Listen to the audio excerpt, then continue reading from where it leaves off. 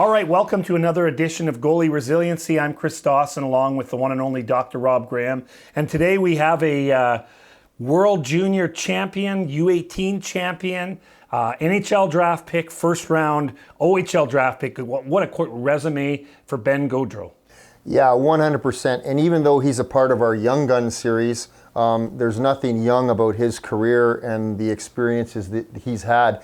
And you know, Chris, the interview that you conducted with him really is going to shed some insight on that. So let's throw to that interview right now, because you really were able to dig deep into already an astonishing career for Ben. All right, here we are in the ice box with the one and only Ben Gaudreau from beautiful Corbeil, Ontario. Tell me a little bit, first of all, about how the game of hockey and goaltending specifically ended up catching your interest, Ben. Yeah, so first, I think like most players in hockey and most goalies to begin with, my parents kind of threw me in as a player, and I was ripping around Timbits and stuff like that. And my buddy's mom would have to pay me a loonie to stay out there because I couldn't stand it. I wanted to get off the ice. That's all I wanted to do. And then they needed a goalie, and they asked my parents if I'd go goalie, and I was like, you know what, why not try something new? I obviously don't like being a player, so I'll try being a goalie, and ended up really liking that and falling in love with it and continue with it since I was probably like 5, 6, so a while now. Before AAA, some of the highlights, kind of the things that kind of kept you wanting to go before you started to get into the competitive level, what were some of the sort of highlights you think of growing up as a kid, growing as a goalie before AAA? Yeah, I think for me, it was just being able to go and hang out with the buddies, like on hockey tournaments or even just practices. You're getting to go see all your best friends and getting to the rink every day. And even in East Ferris, when I had the Vipers stuff on, you're still wearing your hockey stuff to school. And that's a pretty special thing for kids, I think, growing up and being able to have that camaraderie with guys and kind of get close right from the start. When was the moment for you, Ben, where you knew that this was a career type thing you wanted to pursue? Was it in those young days? Did you just always have the dream, or was there one specific moment or maybe one tournament that you said, you know what, I think I want to pursue this as my job? Yeah, I think when I was younger, the dream was there. There's no doubt about that. Playing the NHL video games and thinking like, oh, that'd be sick if I was in this one day or whatever, and growing up and wanting to be in that position. So I don't think I really thought about it logically, I guess, until probably my OHL draft year. Once the hype kind of started happening, and then my goalie coach here in town, Todd Roblard as well, talking about it a lot to me, trying to push that if I really dialed in and worked hard at it, I could do it. So it was cool getting to kind of hear from him, and then scouts is I like. Well, before we get into the OHL drafting, there was one of the things that I remember reading the story about it that we did on you when on Bay Today about the East Coast Selects opportunity for you. Obviously, you were playing minor hockey, but you had these opportunities to go, I think, to Philadelphia, and you went to France even once. So tell me about that spring hockey, because I remember in one of the stories, Todd said that course, when you got to see how you played against these higher level kids at that around the world, not just in Ontario, that's really was another step where you knew that you could be a special goaltender. Yeah, 100%. I think being able to have those opportunities, go do spring hockey, it was pretty special. Obviously made lots of friends from there that I still keep in contact with, and actually ended up playing with some guys this past year and the years before, and it's cool. You find a group, and that group kind of goes the whole way up. The East Coast Selects was an awesome opportunity for me, being able to go to France, explore that kind of side of the world, and to Philadelphia, which we ended up winning. And we had Tony D'Angelo on the bench for that, so that was pretty cool as well. And just getting to talk to guys that have been there, done that, and they always kind of find a way to help you out. And I think at the end of the day, when I look back, that was kind of like you said, the main kind of thing that kind of pushed it forward, and getting to see how I stack up against those people though. You played with the 03 group in North Bay, which was not a really strong age group. But when you came to midget, there was no minor midget team, I believe, the one year. So the U16 and U18, which seems to happen from time to time, it happened this past year in North Bay. You ended up going from a group that, you know, had a tough time maybe in the north to a team, to an unbelievable group of O2 players. You know, we got some video that we're going to show you about that. And, like, tell me what it was like that season. Like, you lost a couple of games against I think it was the Young Nats beat you twice, and that was essentially it all year. But tell me about running the table through a whole season and regular season in the Great North U18 League without losing a game. What was that? Yeah. That was unbelievable. It was cool. I mean, that was my third year being with that group, the O2 group, and they kind of knew it was their last year together at the end of the day. I mean, you got to kind of look around and understand what's next in your hockey life and stuff. And a lot of guys were moving to junior, and other guys were going to school. And I think when we kind of looked at how everybody bought in that year and the way people played and practiced and everything, it was pretty special. But again, I mean, it comes back to right before even AAA started, is being able to kind of hang out with those guys, get to know those guys, go to the rink, go to school with those guys. It made our connection really well, and I think when it translated onto the ice, and there was only one game I can even remember that was close in regular season play, and it was like our third game of the year, and then everything else was just, I think, like you said, I think the only games we lost all year were against the Young Nats, so, which sucks because we couldn't beat them once, but it was a great year actually, and it was kind of cool to see how it all played out. We talked off camera, and our talented producer Mike Brown's got some video of it from the one and only Lindsay Sarrazin. That moment you guys, the players jumped off the bench, we had a camera there catching it, and it just seemed like for a championship, and you know, seeing it when it was like with the 06 group with my son, and everybody was losing it, you know, crying. You guys looked like it was just another day in the office, that win over Sudbury, and it was at home at the Gardens too, but everybody's, yeah, you know, I mean, you had a big smile on your face in the end, certainly, and there was some big cheering, and but that was just the strangest. Like, do you when you've been through all you've been through, how much do you appreciate? Because you're never going to get, like, you know, I talk about this with Scott Ray about running 12 straight wins in the NOJHL to win a championship. You can't do any better than that. Yeah. So, like, when you go through the highs and lows, what do you think of that? No, I mean, it was, like you said, it was really special. We had a great group there. So, I mean, when we won, though, I think our main focus, to be honest, was on OHFs and what's next. Because at the end of the day, if we would have lost in our season play, it would have been pretty embarrassing. We had the team to do it, and we knew we could do it. So it was just about going out and playing our game. Obviously, we were lucky. We had guys from Sudbury and I think Sioux and everything. So, I mean, we can't, there's nothing saying that we didn't stack that team up. It was stacked right up. But I think when we kind of had the motivation of, let's win this, let's get this over with, and let's go to OHFs and see what we can do there. And we obviously made it to the finals there, and sadly the Young Nats just kept on beating us, so they won that. But I think, yeah, like you said, I mean, when you're at those tournaments, and the highs and lows got to kind of, you want to ride them like a wave. You don't want to get too high, you don't want to get too low.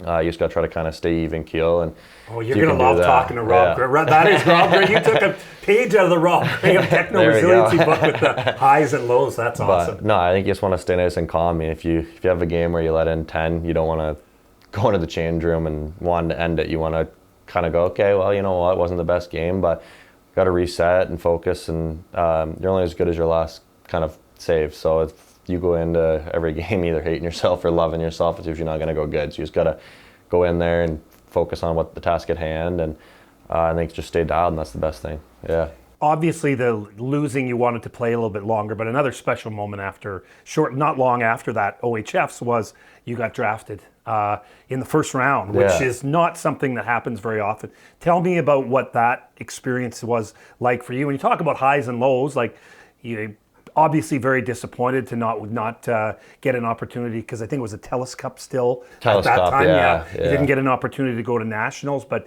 tell me what it was like, I guess, shortly after the OHFs getting going in the first round of the OHL draft. Yeah, it was awesome. I mean, it's actually funny. We were actually at OHFs when it happened. I think it was like the day of the quarterfinals or maybe the semis or something like that. And so all the guys were in my room, obviously. I mean, I think I was the only guy that was eligible to get drafted in that draft anyways. So there was a lot of guys in my room, and we were all hanging out, and we were kind of all thinking we're gonna probably have to go to the game, and we'll see after. We'll see what happened. But it was, I think we were just about to kind of turn the laptop off and get going, and I got picked. So I mean, there was a couple guys came running down the hall that weren't there, and it was pretty awesome to be able to share that moment with them, and some of my best friends for life. So I mean, it's pretty awesome being able to share that with them and kind of have that moment. Fast forward into your first year in the OHL, a very strange year. Yeah. Ended up ending abruptly.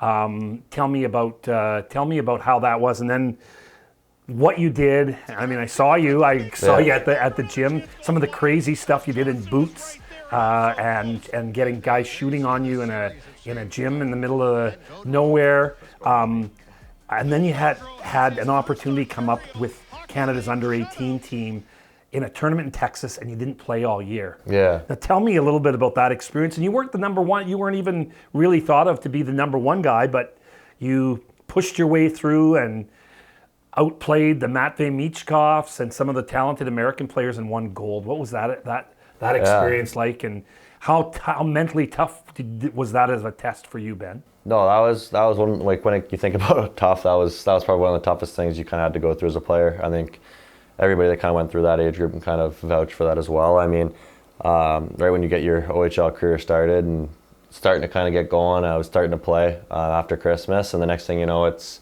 all right, league's over for the year. So it was crazy. It was definitely a quick little stop there, but I think when we came back, I mean, like you said, I was in the gym trying to just stay with it and see what I could do, because we didn't really know what was going to happen.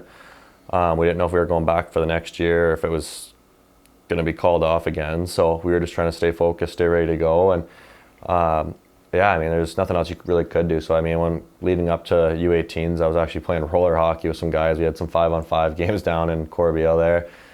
On the outdoor? Yeah, on the outdoor, like little complex. We did that with Caleb too. Exactly. So we were doing that, and we had some fun out there, and it was great for the fitness too, because you're going up and down. There's not too much changing you can do, and there's only 5 guys aside. So it was a lot of fun. And I mean, once I came back, I mean, I went from being a forward to I got to be a stay-at-home defenseman because I can't go back up and down again after that 2 weeks of quarantine. But no, it's a lot of fun, and I mean, just being able to stay in shape and get going, that was the main focus. And once we got to U18s and I was able to take over, that was pretty special. But I mean, same time, whether I skated or not, you still got to go and earn your job. So I think that's kind of all I was thinking of, is that we're all at the same kind of level here. I think, was the WHL still playing? I think they were. They were playing a few bubble games, and the Quebec League was playing some bubble games. Yeah. So I mean, the other 2 goalies were from the Western League, so I knew they had a couple games under their belt or whatever. But at the same time, I was thinking we're all kind of equal here. I got to go in and work and earn my spot, and they got to do the same. So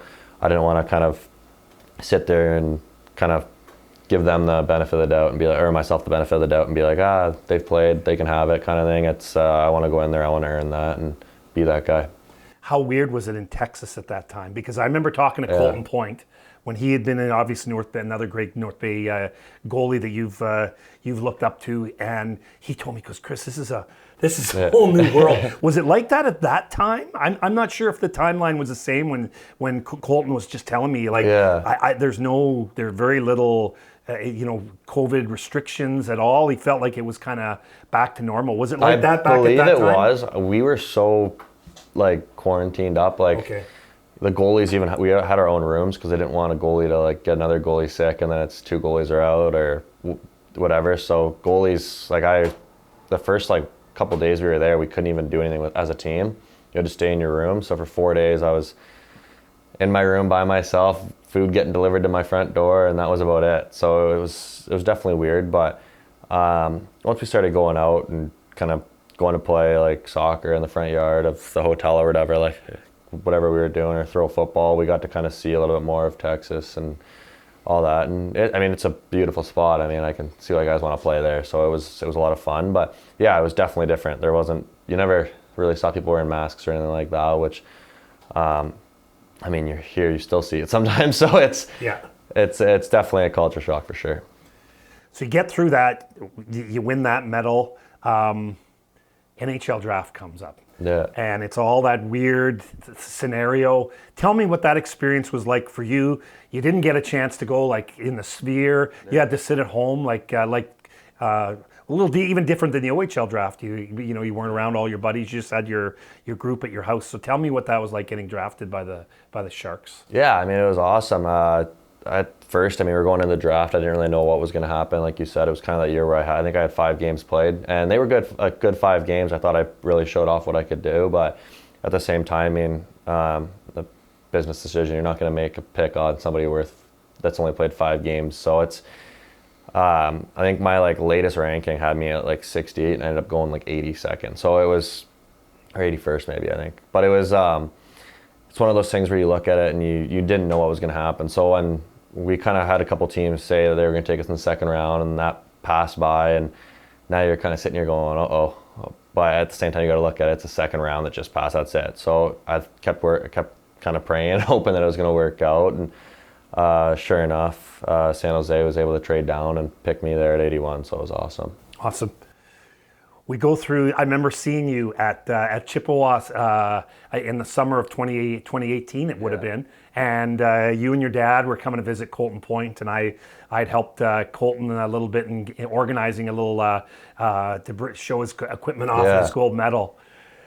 Did you ever think that you'd be that same when you saw that? And I'm sure you were probably thinking it, but how amazing is it? A North Bay kid that won a gold medal shares it with another North Bay kid who also ended up living out that dream. And you won that gold medal. Kind of a similar scenario. You guys both got starts. You both got, big wins. You weren't the starters, but wow.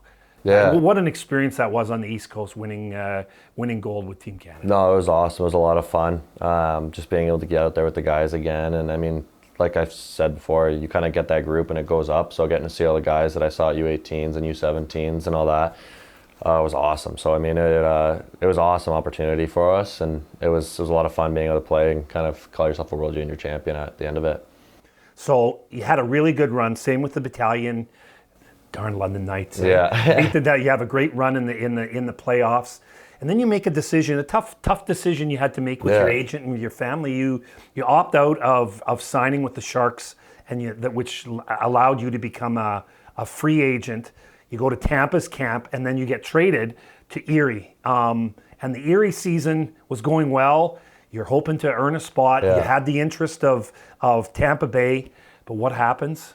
The adversity in hockey, right? Yeah. And you end up getting an injury in the second half, high ankle sprain, and missed a lot of times. Yeah. Tell me a little bit about what that year was like, going from that process of Tampa Bay's camp, coming into camp, a new OHL team, and then you were starting to get the motor rolling, and then you ended up having that injury. Yeah, no, it was definitely frustrating. I think is the best way to say it. Kind of last year.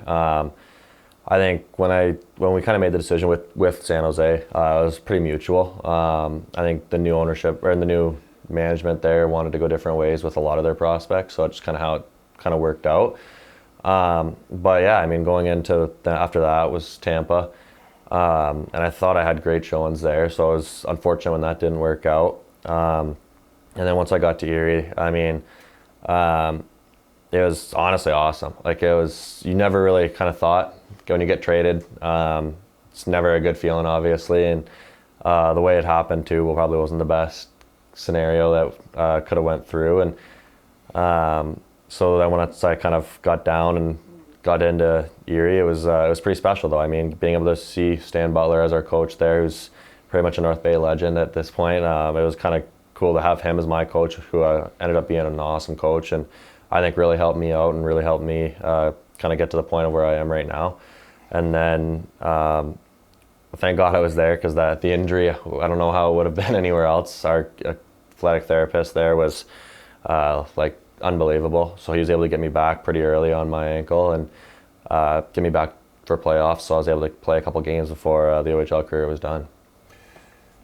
Now, obviously you got to know Connor Bedard, so tell me a little bit about the excitement of getting signed by the Rockford Ice Hogs, the affiliate for the Hawks. So a guy you won a gold medal with, and the one everybody's talking about in Chicago. Yeah. Now you're a prospect with that team. So tell me about that process this off season, and then obviously the excitement to join such a team that has a high ceiling, a lot of potential, and obviously Bedsy is the big deal in Chicago right now. No, it's awesome. I mean, there's a lot of guys there that I've played with. I mean, Colton Dock, Nolan Allen, my roommate in Sarnia, Ethan Del Mastro.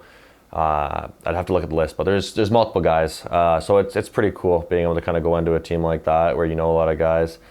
But I mean, yeah, I mean, when the hype surrounded Connor Bedard there for the last, 5 years now, it feels like, he's obviously an unbelievable player, and sometimes you watch him and it's like, what the heck, like, how'd you do that? So it's going to be pretty special to be able to be there, and hopefully kind of be able to get immersed in that eventually, and it's exciting for sure. What have you been told, and what are your expectations this season, Ben? Yeah, I mean, I think when it comes to being told, I mean, they kind of tell you what it is. I mean, they're going to tell you that there's spots to be earned, and if you can be that guy, you're going to be that guy. So I mean, I think for expectation-wise, I just got to go in there, work as hard as I can, come into camp in good shape and ready to go off the hop, and hopefully I can progress as fast as possible.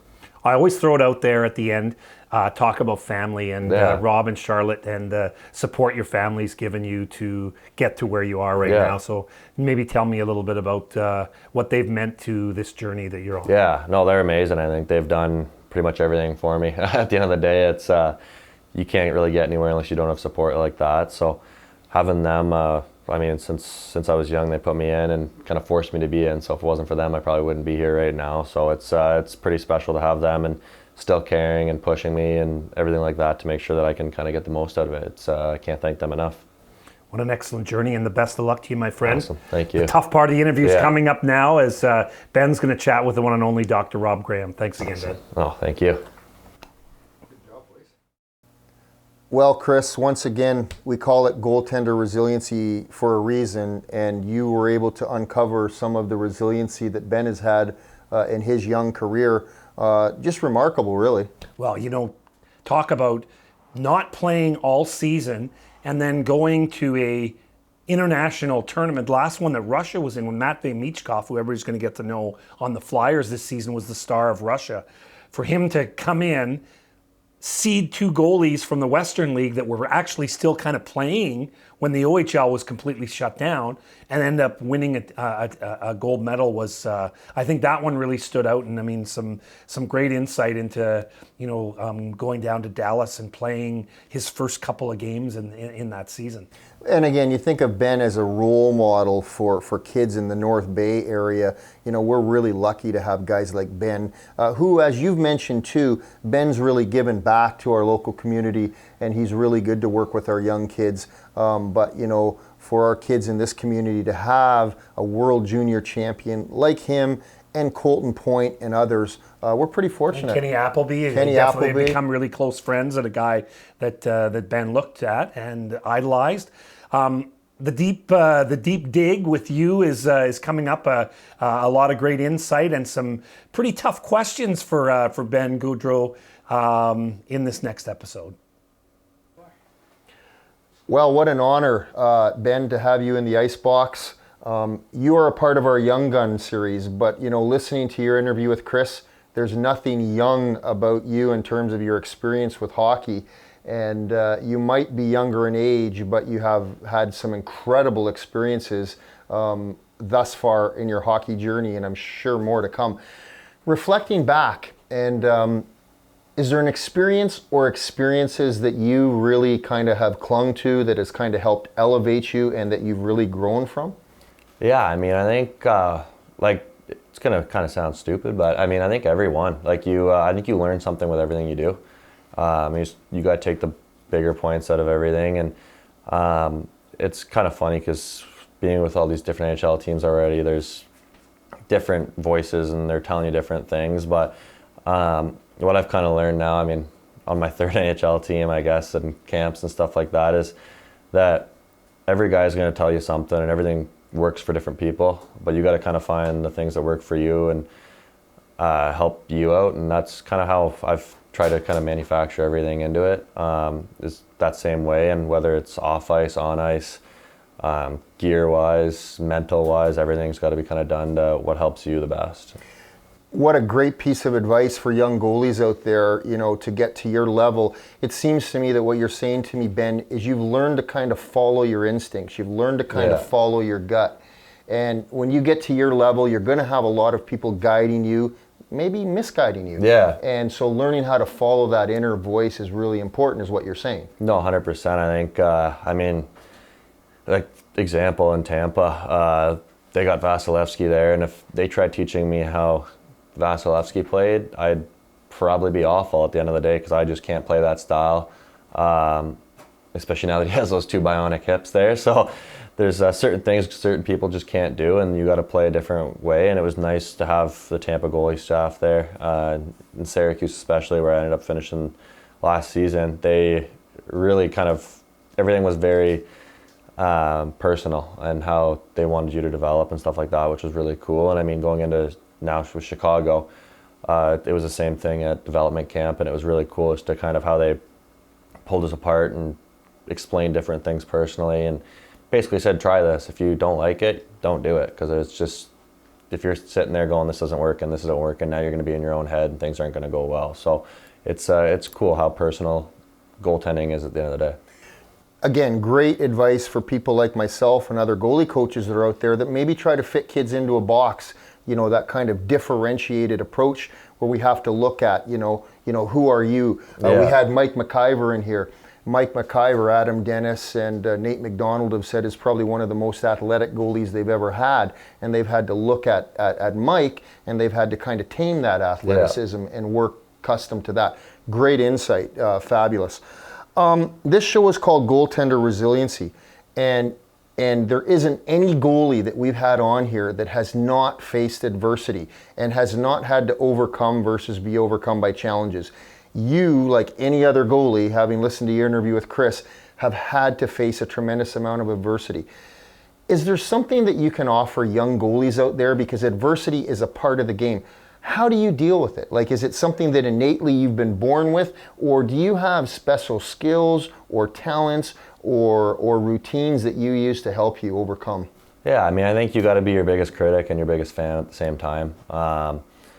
It's like, yeah, I mean, there's going to be people that are going to say stuff about how you played and all that kind of stuff, and it can be hard at the end of the day to hear, especially when usually they're keyboard warriors sitting downstairs, right? So it's stuff like that where you'll kind of sit there and you'll think about it, but I think at the end of the day, you got to be holding yourself to a higher level of accountability than that. And if they're saying, oh, you should have had that goal, I mean, at the end of the day, just say put that person in net because it's probably not being stopped. So I think you just got to kind of focus on your own thing.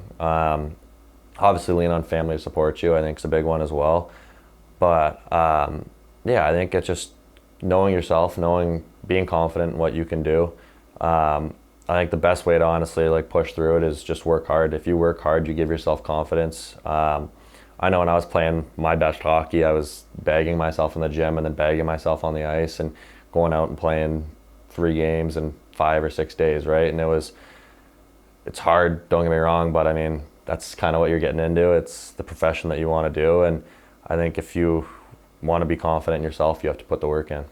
And again, all of the goalies that have reached the level that you have, that we've had in here, confidence is kind of that theme. Mike McIver, when he walks in, he's got a swagger. He shows his confidence. You know, we had Justin Robinson in here. He has a quiet confidence. You obviously have cited confidence as being a weapon. But I want to pick up on something you said. How close attention do you pay to the social media?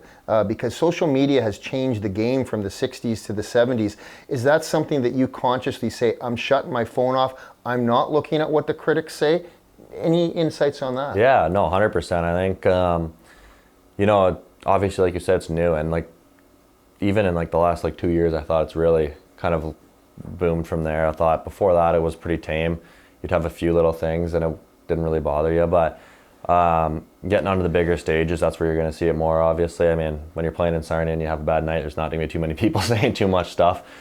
But when you have a bad night at World Juniors or something like that, that's where it gets bad. And you honestly have to almost delete your apps because you don't get a break from it. I remember coming off the ice after my first game there, and obviously didn't go my way. And the DMs that I got and the like tagged stuff and everything like that, it's pretty ruthless what they'll say, and there's no limits to it for them. But like I said, they're sitting behind a keyboard probably in their parents' basement with Cheeto dust on their fingers, so you got to let them have their moment. And say what they're going to say to you, but I think you got to, at the end of the day, focus on what the job is at hand, and just forget about it is the best way to say it, because this guy can go tell you to quit hockey and that you suck, but it's probably because he's trying to live out his childhood dream of being a goalie and he can't do it. So you guys got to kind of focus on yourself and let them kind of say what they're going to say. And yeah, I mean, if you're at a big tournament and you don't want to be distracted by that, you got to turn it off. I understand you want to be on Instagram and you want to see what's going on, but at the same time, you don't want to be sitting there getting messages late at night about how bad you were on the ice and that you should be quitting hockey and all that stuff. So I think a big thing is just delete it, stay away from it, and yeah, try not to get too involved into it. Well, you don't get to your level of play without having confidence, but one thing you said, the way you gain confidence is through practice habits. And, picking up on that, you hit the gym, you work harder. So top level goalies like yourself, they gain confidence and realize that confidence comes through practice. Some of the younger goalies I work with too, trying to get them to develop those practice habits is very, very important. Okay, let's switch gears, because a part of my segment is really interested in your equipment. Do you consider yourself a bit of an equipment junkie? What's your relationship with your equipment? Are you a guy that shows up to camp and, hey, give me whatever? Or are you a guy like a Kenny Appleby who's kind of like a gearaholic? Yeah. No, Kenny's a weird duck, so that's what that's about. But you should ask him about his golf club shaft that he spent $600 on.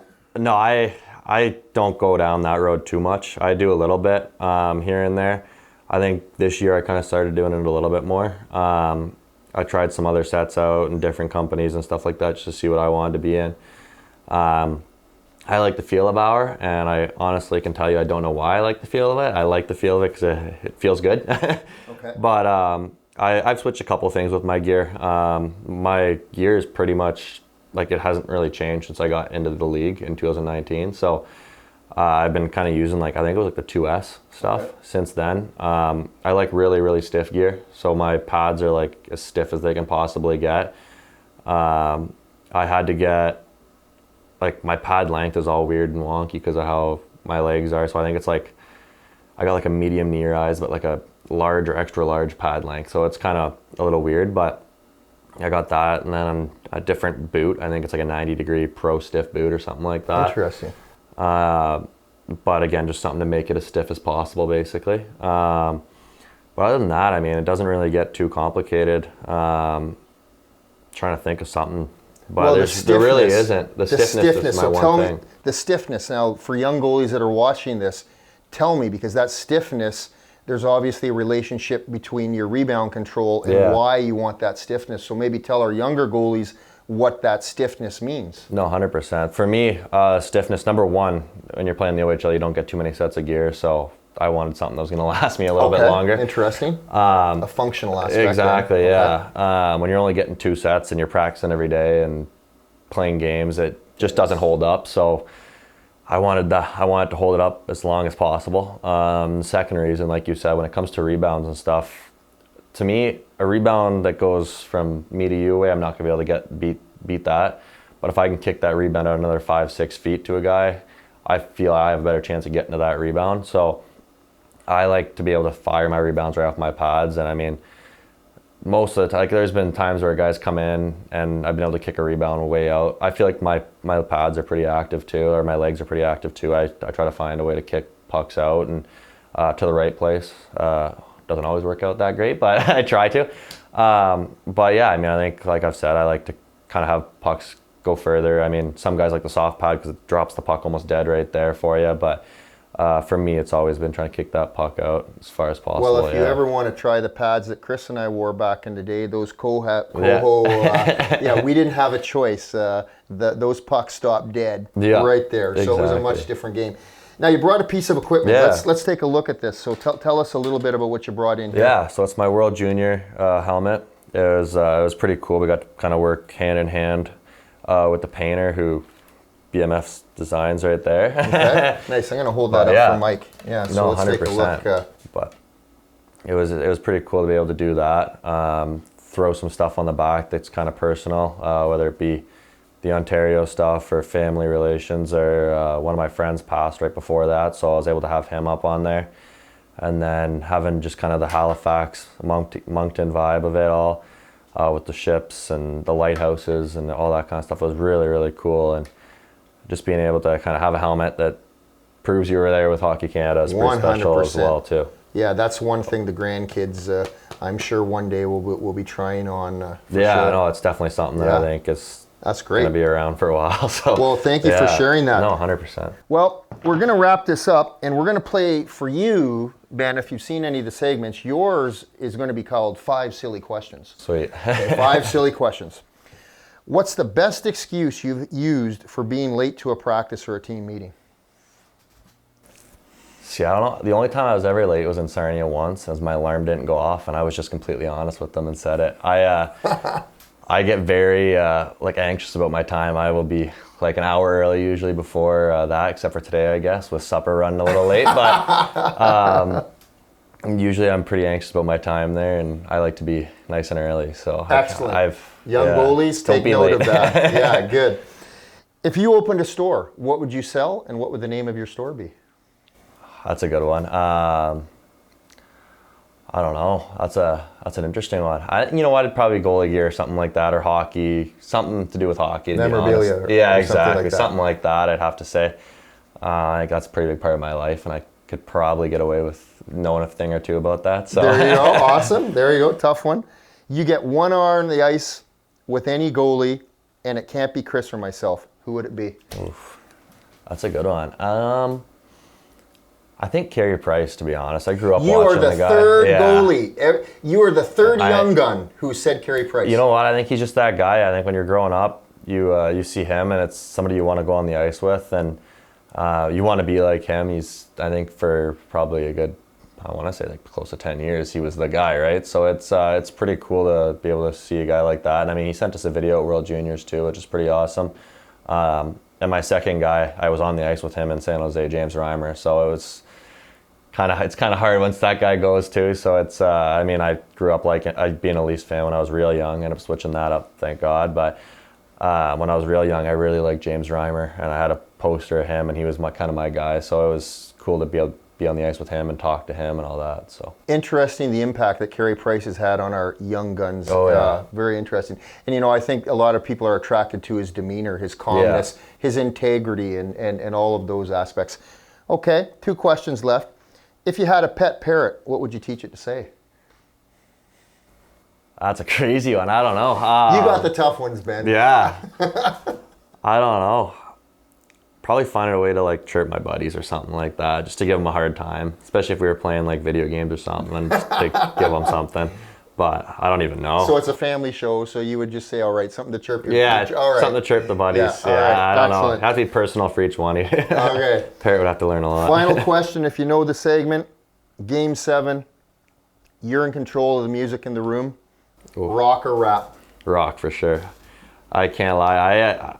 I don't mind rap here and there, but it's not my thing. To be honest, I'm straight country. I would listen to country before a game, and slow country. I listen to Zach Bryan, all that kind of stuff. My girlfriend got me on Noah Kahan, so it's okay. I listen to very chill music, where you got some guys. I'd rather listen to rock though than anything like that. Especially some Nickelback would be awesome. That's probably my go-to right there, is throwing some Nickelback on for sure. Well, from one rock star to another, you are a rock star, Ben. We thank you for coming in here, taking the time. We're excited for the next chapter. You're definitely someone that our young goalies locally and beyond look up to. You've already had a storied career. We wish you the best of luck, and thank you for taking the time to come on our podcast. Awesome. Thank you very much for having me. Wow, you really grilled him, eh? Well, yeah, I gave Ben some tough questions, but you know what? He was definitely up to the task. And he did mention a little bit, but then went to the same path everybody went. Said that he used to like the Leafs, but then ended up saying a very common theme that we're having as the goalie that he idolized was not a Leafs goalie, but in fact, Carey Price. This is the third young gun that we've interviewed that has basically cited Carey Price as being kind of a mentor and someone they've looked up to. And, really interesting to see the impact that Carey Price has had on some of these higher level goalies like Ben and others. And I think Carey's character off the ice is something that's been a bit of an intangible too. You and I talk about it all the time, Chris, and I know you as a GM with the Powassan Voodoos, when you're looking at kids, when you're looking at goalies, character matters. It absolutely does. And just more great stories, great questions, my friend, and always exciting to have goalies come into the ice box like Ben Gaudreau, and we'll have many more to come in following episodes of Goalie Resiliency. I'm Chris Dawson. He's Dr. Rob Graham, and then there's the one and only Mike Brown, our producer. Thanks again for watching, and tune in next time.